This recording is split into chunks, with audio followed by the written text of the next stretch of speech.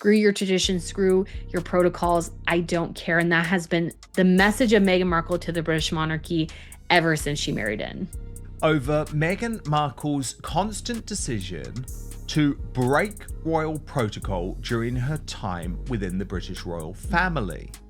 Decisions which I am told led to fury from Queen Elizabeth II.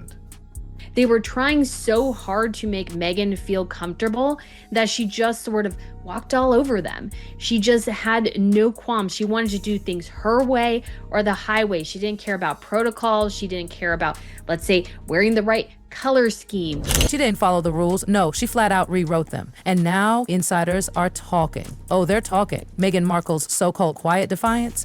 It wasn't just quiet resistance. It was a bombshell behind palace walls. And guess what? The Queen, she wasn't just displeased. She was furious, and not in the polite royal way. We're talking behind closed doors, absolutely steaming. The kind of royal storm the public never even saw coming. Scheme, or not, wearing a $100,000 Dior gown in Morocco, which is really against royal protocol. Like, so many different ways Meghan. To really grasp how this whole feud exploded, we need to understand Her Majesty. Queen Elizabeth wasn't just a figurehead. She was tradition incarnate, order, structure, legacy. She had spent her entire life preserving this sacred, unshakable monarchy where emotions were checked at the door, lips stayed stiff, and tradition came first, always. Personality?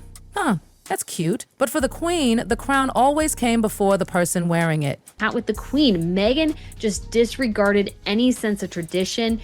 She did not care. And I'm sorry, but tradition is a huge part of being royalty. And if you're not somebody... Then, boom, in walks Meghan Markle, everything the Queen wasn't.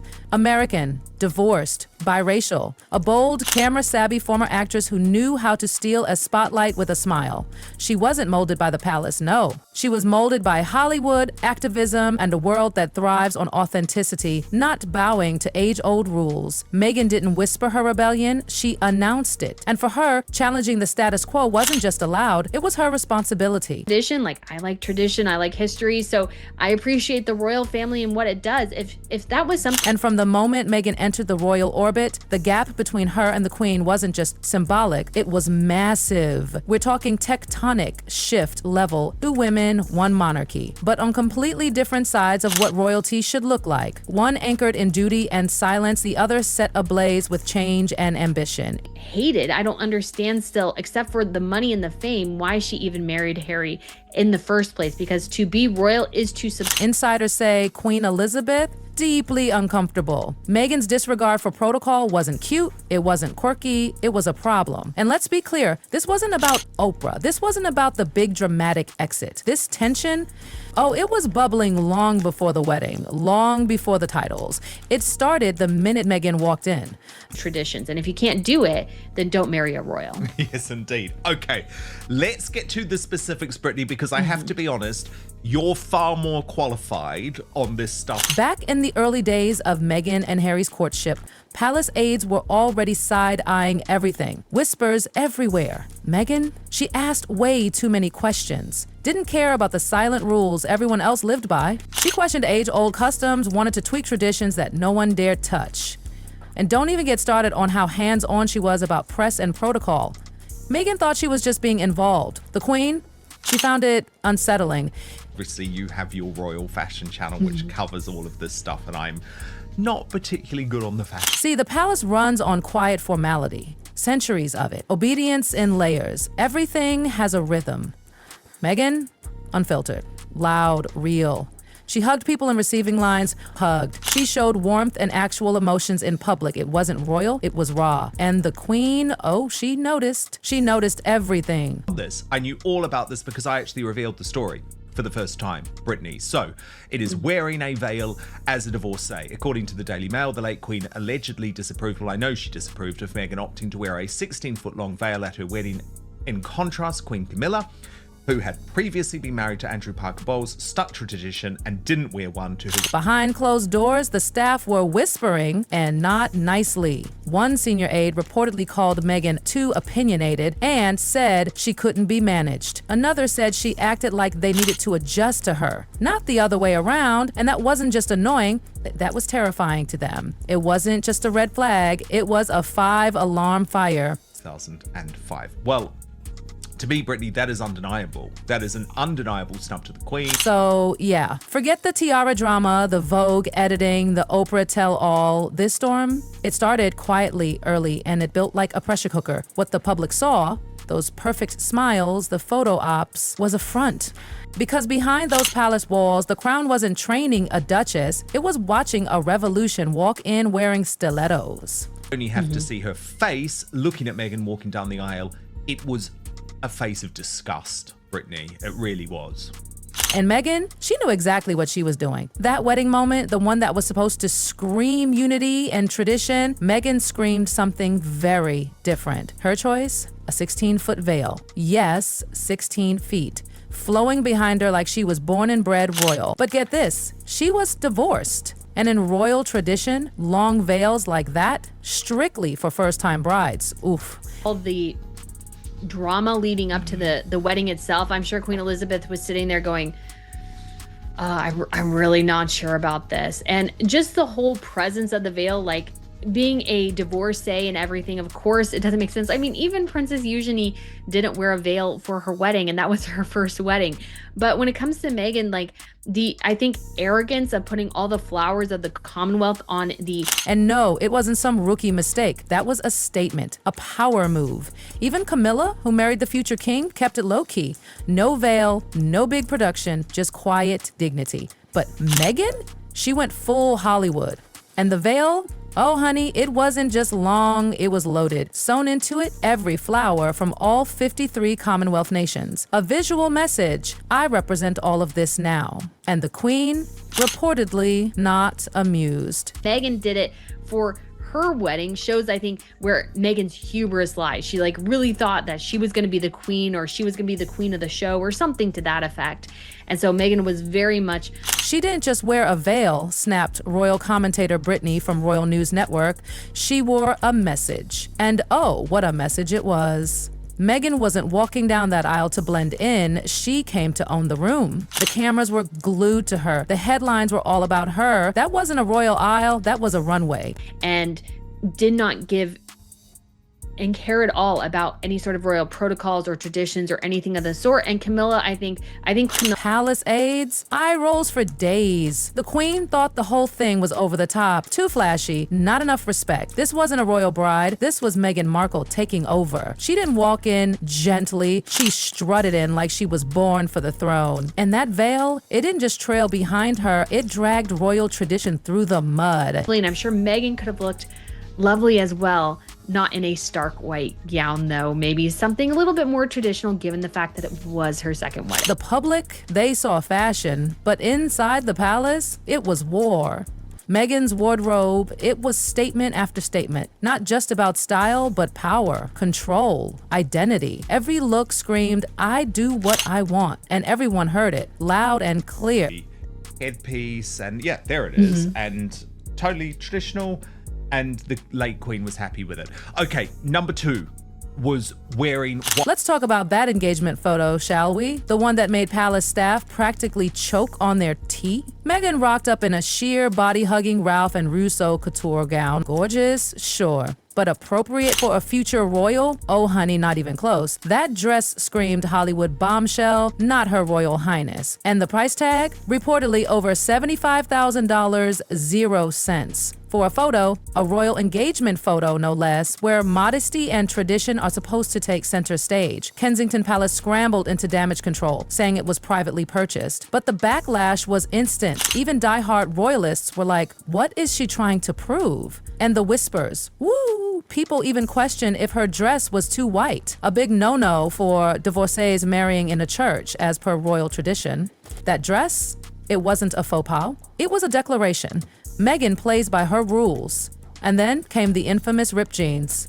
Again, this wasn't just about wrinkles or hems. It was about sending a message. I'm not here to be royal. I'm here to be me. Every outfit, every appearance chipped away at centuries of careful image control. The monarchy was fraying at the seams. And Meghan, she held the scissors. But if you thought fashion was loud, the PDA was deafening. Royals, they keep affection behind closed doors. A glance, maybe, a polite touch. But Meghan and Harry, they clung to each other like high school sweethearts at prom. Hand-holding, arm-brushing, whispering, leaning in, even during official ceremonies. Even at the Queen's Thanksgiving service, while everyone stood solemnly, Meghan and Harry held hands down the aisle, fingers interlaced, knuckles white. The crowd stared. The palace flinched. Royal commentator Brittany wasn't having it. "You're not at Coachella," she snapped. And seriously, it did feel like Meghan and Harry were on their own romantic planet while representing the crown. Where everyone else stood still, they moved like they were in a music video. And insiders cringing. Because this wasn't just cute, it was protocol demolition in real time. To fans, it was sweet, human. But to royal insiders, it was a cringe fest. Royals don't act like that on duty, period. Meghan didn't just break protocol, she shattered it. With a smile. And let's not pretend this was all accidental. Meghan may have married into the family, but she never became one of them. Being royal isn't about being famous. It's not about fashion or headlines. Royals don't perform, they represent. But Meghan, she performed. From day one, she didn't just attend events, she turned them into premieres. She skipped British designers, opted for Dior, Givenchy, Carolina Herrera. Fashion forward, absolutely, but every look was a headline, and that wasn't a coincidence. Meghan knew the camera. She fed it. Royal fashion is supposed to be understated. Meghan's pure drama, power shoulders, floor-length gowns, statement cape. This wasn't blending in, this was standing out. Meghan didn't walk into a room, she arrived, and she made damn sure you noticed. And then came the color black. Others wear black for funerals or at night. That's the rule. But Meghan wore black boldly. In daylight, to charity events, on casual outings, a not-so-subtle message, I don't care. And the palace? Jaw on the floor. Because this wasn't just defiance, it was a full-on fashion mutiny. Each outfit screamed what she didn't dare say out loud. I am not one of you. And that terrified the firm. Meghan wasn't just breaking the dress code, she was rejecting the identity of royalty. And they knew it. Then came the beach in Australia. Bondi Beach, official royal tour, cameras flashing. And what does Meghan do? She kicks off her designer heels and goes barefoot. In public, on duty, on camera. The audacity. That smile said it all. I do things my way. To fans, adorable. To the Queen, an insult. Because Diana, Kate, even Her Majesty herself have walked beaches and kept their shoes on. Always. It's not about comfort. It's about control, poise, protocol. And Meghan tossed it all in the sand. The Queen reportedly felt insulted. Another source even said Meghan treated the monarchy like a costume, something to wear when it suited her and toss aside when it didn't. To wear, who knows? And when the cameras turned, when the press got critical, Meghan walked. She left the palace, the country, the firm. And Harry, she took him with her. And that was the heartbreak. For Queen Elizabeth, losing Harry hurt in a way few understood. He was her darling boy, the one she quietly protected after Diana's death, and now he was gone, cold, distant, shielding Meghan, not leaning on the crown, but pushing against it. Even before Oprah, before the Netflix specials, William saw it. He asked Harry the question that lit the fuse. Are you sure about her? Harry took it as betrayal. William thought he was being a protective big brother, but it fractured everything. That bond never quite healed. Meghan, some say, became the wedge. Misunderstood to some, manipulative to others, but without a doubt, she split the royal brothers and maybe the monarchy's next generation with her arrival. And over time, William's warnings started sounding less like jealousy and more like prophecy. And here's the million-dollar question, the one that still divides the world. Did Meghan ever actually want to be royal, or did she just want the royal spotlight? Critics say it's obvious. She never planned to stay. The palace wasn't her forever home. It was a launch pad, a global stage with gold trim, a fairy tale castle to shoot a few scenes before walking off set. One palace insider said she hated tradition, but tradition is the job. And Meghan? She wanted the dream without the duties, the crown without the chains, and that, more than anything, cut deep for Queen Elizabeth. After 7 decades of loyalty, silence, sacrifice, and always putting the crown above herself, she watched as Meghan tossed centuries of tradition over her shoulder like a last season jacket. The Queen reportedly felt mocked, betrayed. She invited Meghan in with grace, with warmth, even affection. And what did she get back? Frost, distance, defiance. Meghan didn't meet her halfway, not out of fear, not out of confusion, but, sources say, out of disdain. And that's the real sting. This wasn't about Meghan being different. It wasn't about race or America or even modernity. It was about respect. Respect for legacy, for the role, for the woman who carried the monarchy on her shoulders through wars, assassinations, scandals, and decades of scrutiny. And Meghan? She didn't bow, she blasted through. She didn't want to sit at the royal table. She wanted to flip it, to remake it. And in the process, she burned bridges the monarchy may never rebuild. To outsiders, Meghan's exit looked noble, a brave woman escaping a cold institution. But behind palace walls, that's not the story being told. The Queen tried. She opened the doors, offered the titles, gave her a seat at history's most exclusive table. But Meghan didn't want to be part of it. She wanted it to revolve around her. The Queen, who had seen it all, wars, divorces, betrayals, was reportedly blindsided. Meghan wasn't expected to bow and be silent, just to serve, just to respect the legacy. But for Meghan, royalty wasn't about duty, it was about visibility. And when the job asked for more than a photo op, she walked. And she took the headlines with her. To Queen Elizabeth, that wasn't just rebellion, it was rejection. Now she's gone, the monarch, the matriarch, the keeper of centuries of order. But the wounds still fresh, the whispers still echo through the corridors of Buckingham Palace. Because Meghan didn't just stir up drama, she cracked the crown, and the monarchy is still stitching itself back together. To some, Meghan is a heroine, to others, a hurricane. But one thing's for sure, she didn't just say, screw your tradition, she meant it, and she made history doing it.